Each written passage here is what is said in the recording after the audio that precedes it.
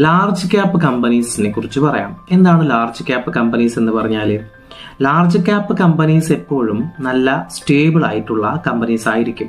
Already നല്ല growth stage ഒക്കെ കഴിഞ്ഞ കമ്പനികളായിരിക്കും ഇത്. അങ്ങനെയുള്ള കമ്പനികളിൽ ഇൻവെസ്റ്റ് ചെയ്യുന്നത് കമ്പാരിറ്റീവ്ലി റിസ്ക് വളരെ കുറവായിരിക്കും.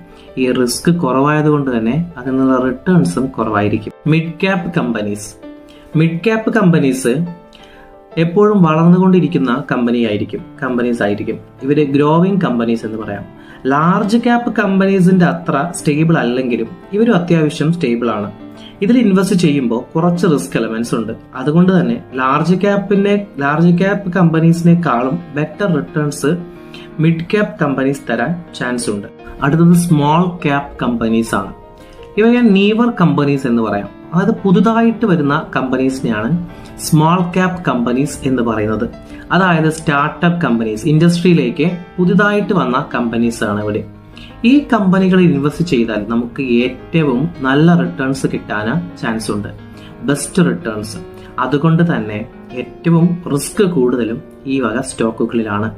Extremely risky.